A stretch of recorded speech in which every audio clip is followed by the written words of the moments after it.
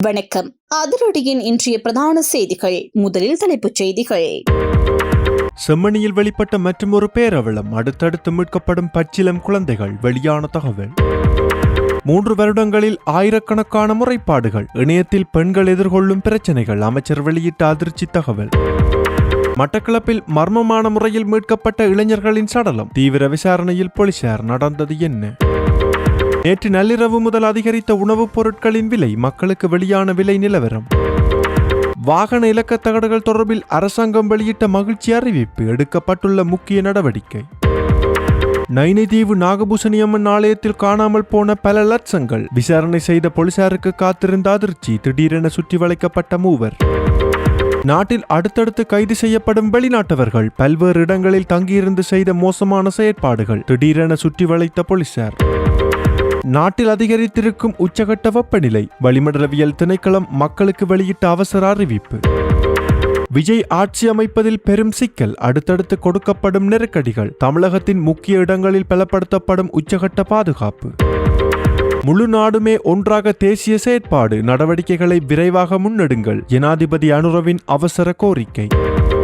அரசாங்கத்தின் மீது குற்றச்சாட்டுக்களை முன்வைக்கும் நாமல். ஊடக சந்திப்பொன்றில் வெளியிடப்பட்ட கருத்துக்கள். சுட்டிக்காட்டப்பட்டுள்ள முக்கிய விடயம். தொடர்பான விரிவான செய்திகள். விரிவான செய்திகளுக்கு செல்ல முன்னர் இது போன்ற செய்திகளை உடனுக்குடன் அறிந்து கொள்ள எமது அதிரடி சேனலை சப்ஸ்கிரைப் செய்து கொள்ளுங்கள். யாழ்ப்பாணம் செம்மணி மனித புதைக்குழி அகழ்வு பணிகளின் போது சிறுவர்களுக்கு சொந்தமான 80 தொகுதிகள் மீட்கப்பட்டுள்ளதாக தெரிவிக்கப்பட்டுள்ளது. செம்மணி சிந்துபாத்தி மனித புதைக்குழி அகழ்வு பணிகள் நேற்று யாழ்ப்பாண நீதிமன்ற நீதவான் எஸ் லெனின்குமார் முன்னிலையில் முன்னெடுக்கப்பட்டன. இதுவரை 259 மனித எண்பு தொகுதிகள் அடையாளம் காணப்பட்டுள்ளதுடன் அவற்றில் 254 எண்பு எச்சங்கள் சுத்தப்படுத்தப்பட்டு அடையாளம் விடப்பட்ட நிலையில் அகழ்ந்து எடுக்கப்பட்டு நீதிமன்றத்தின் கட்டுக்காவலுக்கு ஒப்படைக்கப்பட்டுள்ளதாக தெரிவிக்கப்பட்டுள்ளது. ஏற்கனவே வடமேற்கு பகுதியை மையப்படுத்தி அகழ்வு பணிகள் ஆரம்பிக்கப்பட்டிருந்த நிலையில் மேலும் சில எண்பு தொகுதிகளின் இருப்புகள் கண்டறியப்பட்டுள்ளதாகவும் தெரிவிக்கப்பட்டுள்ளது. இந்நிலையில் எத்தனை எண்பு தொகுதிகள் உள்ளன மற்றும் அவை எந்த நிலையில் காணப்படுகின்றன என்பது முழுமையாக சுத்தப்படுத்திய பின்னரே தெளிவாக அறிய முடியும் என அதிகாரிகள் குறிப்பிட்டுள்ளனர். தற்போது அகழ்ந்து எடுக்கப்படும் 80 தொகுதிகள் சிறுவர்களுக்கு சொந்தமானவை என அடையாளம் காணப்பட்டுள்ளதுடன் குறிப்பாக கை குழந்தைகளின் 80 தொகுதிகள் 2 நேற்று மீட்கப்பட்டுள்ளதாக தெரிவிக்கப்பட்டுள்ளது. மேலும் அடையாளம் காணப்பட்டுள்ள சில 80 தொகுதிகளும் சிறிய குழந்தைகளுக்கு சொந்தமானவையாக இருக்கலாம் என சந்தேகிக்கப்படுகின்றது. இந்த அகழ்வு நடவடிக்கைகளின் தொல்லியல் பேராசிரியர் ராஜ் சோமதேவ தலைமையிலான குழுவினர், சட்ட வைத்திய அதிகாரி செல்லையா பிரணவன், குற்றப்புலனாய்வு திணைக்கள அதிகாரிகள், சட்டத்தரணிகள் மற்றும் பல துறைசார் நிபுணர்கள் கலந்து கொண்டுள்ளனர். மட்டக்களப்பு வாவி பகுதியில் நீரில் மூழ்கி உயிரிழந்த நிலையில் அடையாளம் தெரியாத 2 ஆண்களின் சடலங்கள் நேற்று மாலை மீட்கப்பட்டுள்ளதாக மட்டு தலைமையக காவல்துறையினர் தெரிவித்துள்ளனர். மட்டக்களப்பு தலைமையக காவல்துறை பிரிவுக்கு உட்பட்ட சின்ன உப்போடை பகுதியில் உள்ள வாவியில் 2 சடலங்கள் மிதந்து கரையொதுங்கிய நிலையில் காணப்பட்டதாக அப்பகுதி மக்கள் நேற்று மாலை 5 மணியளவில் காவல்துறைக்கு தகவல் வழங்கியுள்ளனர். இதனையடுத்து சம்பவ இடத்திற்கு சென்ற காவல்துறையினர் மற்றும் தடயவியல் பிரிவு அதிகாரிகள் இணைந்து நீரில் மூழ்கியிருந்த 2 ஆண்களின் சடலங்களையும் மீட்டுள்ளனர். மேலும் நீதிமன்ற அனுமதியை பெற்று சடலங்களை பிரேத பரிசோதனைக்காக வைத்தியசாலைக்கு அனுப்புவதற்கான நடவடிக்கைகள் மேற்கொள்ளப்பட்டு வருவதாக தெரிவிக்கப்பட்டுள்ளது. இந்த சம்பவம் தொடர்பான மேலதிக விசாரணைகளை மட்டு தலைமையக காவல்துறையினர் தொடர்ந்து முன்னெடுத்து வருகின்றனர். நாட்டில் நீண்ட காலமாக தாமதமடைந்திருந்த வாகன இலக்கு தகடுகளை அச்சிடும் பணிகள் மீண்டும் ஆரம்பிக்கப்பட்டுள்ளதாக போக்குவரத்து பிரதியமைச்சர் பிரசன்ன குணசேன தெரிவித்துள்ளார். இதன்படி எதிர்வரும் ஜூன் மாதம் 10ஆம் தேதி முதல் குறித்த அச்சிடும் பணிகள் மீள ஆரம்பிக்கப்பட உள்ளதாக தெரிவிக்கப்பட்டுள்ளது. இது தொடர்பாக மேலும் கருத்து தெரிவித்த அவர், வாகன இலக்கு தகடுகளை அச்சிடுவதற்காக புதிய நிறுவனம் ஒன்றுக்கு விலைமனு வழங்கப்பட்டுள்ளதாக குறிப்பிட்டுள்ளார். அதற்கான உத்தியோகபூர்வ ஒப்பந்தம் கடந்த மார்ச் 10ஆம் தேதி சம்பந்தப்பட்ட நிறுவனத்துடன் கையெழுத்திடப்பட்டதாகவும் அவர் தெரிவித்துள்ளார். ஒப்பந்த நிபந்தனைகளின் அடிப்படையில் கையெழுத்திடப்பட்ட நாளிலிருந்து 3 மாதங்களுக்குள் அச்சிடும் பணிகளை ஆரம்பிக்க வேண்டும் என அறிவிக்கப்பட்டிருந்ததாகவும் அவர் சுட்டிக்காட்டினார். அதன்படி ஜூன் 10ஆம் தேதிக்குள் வாகன இலக்கு தகடுகளை அச்சிடும் நடவடிக்கைகள் முழுமையாக மீண்டும் ஆரம்பமாகும் என போக்குவரத்து பிரதியமைச்சர் பிரசன்ன குணசேன தெரிவித்துள்ளார். நேற்று நள்ளிரவு முதல் ரைஸ், பிரியாணி மற்றும் நாசி குரங்கு உள்ளிட்ட உணவு வகைகளின் விலைகள் அதிகரிக்கப்பட்டுள்ளதாக தெரிவிக்கப்பட்டுள்ளது. இதன்படி குறித்த உணவுப் பொருட்களின் விலைகள் 25 ரூபாவால் அதிகரிக்கப்பட்டுள்ளதாக சிற்றுண்டிச்சாலை உரிமையாளர்கள் சங்கத்தின் தலைவர் அர்ச்சனா ருஷான் தெரிவித்துள்ளார். அத்துடன் லாப்ஸ் எரிவாயுவை பயன்படுத்தி இயங்கும் சிற்றுண்டிச்சாலைகளில் சாதாரண தேநீர் மற்றும் பால் தேநீரின் விலைகளும் உயர்த்தப்பட்டுள்ளன. இது தொடர்பாக மேலும் கருத்து தெரிவித்த அர்ச்சனா ருஷான், நாட்டில் உள்ள சுமார் 25 முதல் 30% சிற்றுண்டிச்சாலைகள் லாப்ஸ் எரிவாயுவை பயன்படுத்துவதாகவும் தற்போதைய எரிவாயு விலையை அவர்களால் தாங்கிக் கொள்ள முடியாத நிலை ஏற்பட்டுள்ளதாகவும் குறிப்பிட்டுள்ளார். இதன்படி லாப்ஸ் எரிவாயுவை பயன்படுத்தும் சிற்றுண்டிச்சாலைகளில் சாதாரண தேநீரின் விலை 5 ரூபாவாலும் பால் தேநீரின் விலை 10 ரூபாவாலும் அதிகரிக்கப்பட்டுள்ளது. மேலும் சில சிற்றுண்டி வகைகளின் விலைகளும் 5 ரூபாவால் உயர்த்தப்பட்டுள்ள போதிலும் முட்டை ரொட்டி மற்றும் பராட்டா ஆகியவற்றின் விலைகளில் எந்த மாற்றமும் செய்யப்படவில்லை என அவர் தெரிவித்துள்ளார். யாழ்ப்பாணம் நைனாதீவு நாகபூசணி அம்மன் ஆலயம் உண்டியலை உடைத்து பணம் திருடிய குற்றச்சாட்டில் 3 கைது செய்யப்பட்டுள்ளதாக காவல்துறையினர் தெரிவித்துள்ளனர். குறித்த சம்பவம் கடந்த 6ஆம் தேதி அதிகாலை இடம்பெற்றுள்ளதாக தெரிவிக்கப்படுகின்றது. சம்பவம் தொடர்பில் 2 சிறுவர்கள் உள்ளிட்ட 3 கைது செய்யப்பட்டுள்ளனர். மேலும் தெரிய வருவதாவது, ஆலய உண்டியல் உடைக்கப்பட்டு அதிலிருந்து பணம் திருடப்பட்ட நிலையில் ஆலய நிர்வாகத்தினர் காவல்துறையில் முறைப்பாடு செய்துள்ளனர். இதனையடுத்து துரிதமாக விசாரணைகள் ஆரம்பித்த காவல்துறையினர் இருவரை குறிக்கட்டுவான் பகுதியில் மற்றும் மற்றொருவரை நைனாதீவு பகுதியில் வைத்து கைது செய்துள்ளனர். இந்த நிலையில் கைது செய்யப்பட்டவர்களிடமிருந்து உண்டியல் பணமாக கூறப்படும் 21 லட்சம் ரூபாய் மீட்கப்பட்டுள்ளதாக தெரிவிக்கப்பட்டுள்ளது. அத்துடன் கைது செய்யப்பட்ட 3 தற்போது காவல் நிலையத்தில் தடுத்து வைக்கப்பட்டு விசாரணைக்கு உட்படுத்தப்பட்டுள்ளதாகவும் அவர்கள் 16, 17 மற்றும் 27 வயதுடையவர்கள் எனவும் காவல்துறையினர் தெரிவித்துள்ளனர்.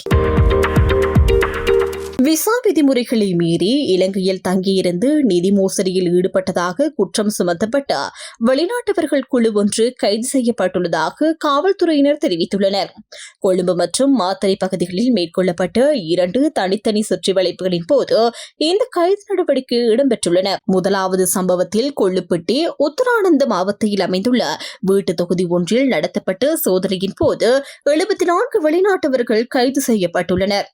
இதில் 41 ஆண்கள் மற்றும் 33 பெண்கள் அடங்குவதாகவும் அவர்கள் 19 முதல் 39 வயதிற்கு இடைப்பட்ட வியட்நாம் நாட்டவர்கள் எனவும் தெரிவிக்கப்பட்டுள்ளது. இந்த சம்பவம் தொடர்பில் கொள்ளுப்பட்டி காவல்துறையினர் மேலதிக விசாரணைகளை மேற்கொண்டு வருகின்றனர். இதனைத் தொடர்ந்து மாத்தறை காந்தரு தலல்ல பகுதியில் உள்ள ஓட்டல் ஒன்றில் மேற்கொள்ளப்பட்ட மற்றொரு சோதனையின் போது ஒரு பெண் உட்பட மேலும் 6 வெளிநாட்டவர்கள் கைது செய்யப்பட்டுள்ளனர். மாத்தறை பிரிவு குற்றப்புலனாய்வு பிரிவினரால் மேற்கொள்ளப்பட்ட இந்த நடவடிக்கையில் சந்தேக நபர்கள் முறையான விசாக்கள் இன்றி நாட்டில் தங்கியிருந்து நிதி மோசடிகளில் ஈடுபட்டுள்ளதாக தெரிவிக்கப்பட்டுள்ளது. அத்துடன் சுற்றுலா விசாவில் தங்கியிருந்து வியாபார நடவடிக்கைகளில் ஈடுபட்டமை மற்றும் வெளிநாட்டு சிகரெட்டுகளை வைத்திருந்தமை ஆகிய குற்றச்சாட்டுகளின் கீழும் அவர்கள் கைது செய்யப்பட்டுள்ளனர். கைது செய்யப்பட்டவர்கள் 25 முதல் 40 வயதிற்கு இடைப்பட்டு தாய்வான் மற்றும் சீன நாட்டவர்கள் என அடையாளம் காணப்பட்டுள்ளனர். இந்த சம்பவம் தொடர்பான மேலதிக விசாரணைகளை காந்தர் காவல்துறையினர் தொடர்ந்து முன்னெடுத்து வருகின்றனர். நாட்டில் நிலவும் வெப்பமான வானிலை காரணமாக வளிமண்டலவியல் திணைக்களம் விசேட எச்சரிக்கை அறிவிப்பை வெளியிட்டுள்ளது. அதன்படி சப்ரகமுவ, வடக்கு, வடமத்திய, வடமேல் மற்றும் கிழக்கு மாகாணங்களிலும் ஹம்பாந்தோட்டை மற்றும் மொனராகலை மாவட்டங்களில் சில பகுதிகளிலும் பகல் நேரங்களில் உணரப்படும் வெப்ப சுட்டின் கவனம் செலுத்த வேண்டிய மட்டத்தில் காணப்படக்கூடும் என தெரிவிக்கப்பட்டுள்ளது. மனித உடலால் உணரப்படும் வெப்பத்தின் அளவு அதிகரிப்பதால் பொதுமக்கள் உடல்நல பாதிப்புகளை சந்திக்கக்கூடும் இருக்கக்கூடும் எனவும் எச்சரிக்கப்பட்டுள்ளது. இதனால் அதிக நேரம் நேரடி சூரிய ஒளியில் இருப்பதை தவிர்க்கவும், போதிய அளவு நீர் அருந்தவும், இலகுவான ஆடைகளை அணியவும் மற்றும் தேவையற்ற வெளிப்புற பயணங்களை குறைக்கவும் பொதுமக்களுக்கு அறிவுறுத்தப்பட்டுள்ளது. மேலும் குழந்தைகள், முதியவர்கள் மற்றும் உடல்நல பிரச்சினைகள் உள்ளவர்கள் கூடுதல் அவதானத்துடன் இருக்குமாறு வளிமண்டலவியல் திணைக்களம் கோரிக்கை விடுத்துள்ளது. நேற்று பாராளுமன்றத்தில் நடைபெற்ற அமர்வின் போது பாதுகாப்பு அமைச்சர் ஆனந்த விஜயபால வெளியிட்ட தகவலின்படி கடந்த 3 ஆண்டுகளில் பெண்களுக்கு எதிரான சைபர் குற்றங்கள் தொடர்பாக சுமார் 12,000 முறைகேடுகள் பதிவு செய்யப்பட்டுள்ளன. 2023, 2024 மற்றும் 2025 ஆண்டுகளை உள்ளடக்கிய இந்த முறைப்பாடுகளில் இதுவரை சுமார் 2,300 முறைப்பாடுகளுக்கு தீர்வு காணப்பட்டுள்ளதாக அமைச்சர் தெரிவித்தார். மீதமுள்ள முறைப்பாடுகள் தொடர்பில் விசாரணைகள் மற்றும் சட்ட நடவடிக்கைகள் தொடர்ந்து நடைபெற்று வருகின்றன. அமைச்சர் வெளியிட்ட தரவுகளின்படி பெண்களுக்கு எதிரான சைபர் குற்றங்கள் தொடர்பாக 4,103 முறைப்பாடுகள் பதிவாகியுள்ளன. அவற்றில் 753 முறைப்பாடுகள் தீர்க்கப்பட்டுள்ள நிலையில் 3,348 வழக்குகள் தற்போது விசாரணை மற்றும் சட்ட நடவடிக்கையின் கீழ் உள்ளன. மேலும் 3,159 முறைப்பாடுகள் கொண்ட மற்றொரு தொகுப்பில் 982 வழக்குகள் முடிவுக்கு கொண்டு வரப்பட்டுள்ளன. மீதமுள்ள 2,177 வழக்குகள் விசாரணையில் உள்ளன. அத்துடன் பெண்களுக்கு எதிரான சைபர் குற்றங்கள் தொடர்பாக மட்டும் 4,742 முறைப்பாடுகள் கிடைத்துள்ளதாகவும் அமைச்சர் கூறினார். அவற்றில் 572 முறைப்பாடுகள் தீர்க்கப்பட்டுள்ளன. மீதமுள்ள 4,170 வழக்குகள் தொடர்பாக விசாரணைகள் மற்றும் சட்ட நடவடிக்கைகள் முன்னெடுக்கப்பட்டு வருகின்றன. பெண்களுக்கு எதிரான சைபர் குற்றங்கள் அதிகரித்து வரும் நிலையில் அதனை கட்டுப்படுத்தும் நடவடிக்கைகள் வலுப்படுத்தப்பட்டுள்ளதாகவும் விசாரணை செயல்முறைகள் விரைவுபடுத்தப்படுவதாகவும் அமைச்சர் மேலும் தெரிவித்தார். கொழும்பு ஜனாதிபதி அலுவலகத்தில் நடைபெற்ற முழு நாடுமே ஒன்றாக தேசிய செயற்பாட்டு சபை கூட்டத்தில் நாட்டில் நிலவும் போதைப்பொருள் அச்சுறுத்தலை முற்றாக ஒழிப்பதற்கான பல முக்கிய தீர்மானங்கள் எடுக்கப்பட்டுள்ளன. இந்த கூட்டத்தில் உரையாற்றிய ஜனாதிபதி போதைப்பொருள் ஒழிப்புக்காக தேவையான சட்ட திருத்தங்கள் உட்பட அனைத்து துறைகளிலும் அவசரமாக மறுசீரமைப்புகளை மேற்கொள்ளுமாறு அதிகாரிகளுக்கு அறிவுறுத்தினார். கைப்பற்றப்படும் போதைப் பொருட்கள் மீண்டும் சமூகத்திற்குள் செல்லாமல் தடுப்பதற்காக அவற்றை விரைவாக சட்டப்பூர்வ முறையில் அளிக்கும் நடவடிக்கைகளை தீவிரப்படுத்த வேண்டும் என்றும் குற்றவாளிகளுக்கு விரைவில் தண்டனை வழங்கும் செயல்முறையை வேகப்படுத்த வேண்டும் என்றும் ஜனாதிபதி வலியுறுத்தினார்.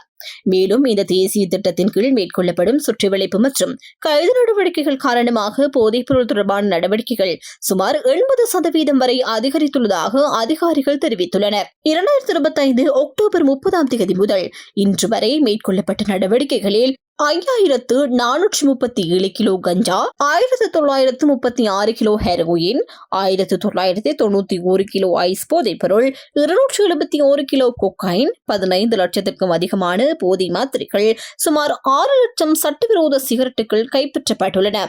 இதே காலப்பகுதியில் 1,68,460 பேர் கைது செய்யப்பட்டுள்ளனர். போதைப் பொருள் ஒழிப்புக்காக கொண்டுவரப்படும் சட்ட திருத்தங்களில் 2007ஆம் ஆண்டின் புனர்வாழ்வு சட்ட திருத்தம் விரைவில் அமைச்சரவைக்கு சமர்ப்பிக்கப்படும் எனவும் அறிவிக்கப்பட்டுள்ளது. புனர்வாழ்வு பெற்றவர்கள் மீண்டும் போதைப் பொருட்களுக்கு அடிமையாவாததை தடுக்கும் வகையில் மனப்பாங்கு மேம்பாடு திட்டங்கள், வேலைவாய்ப்பு பயிற்சிகள் மற்றும் சுய தொழில் உதவிகள் வழங்கப்படுவதாகவும் அதிகாரிகள் தெரிவித்துள்ளனர்.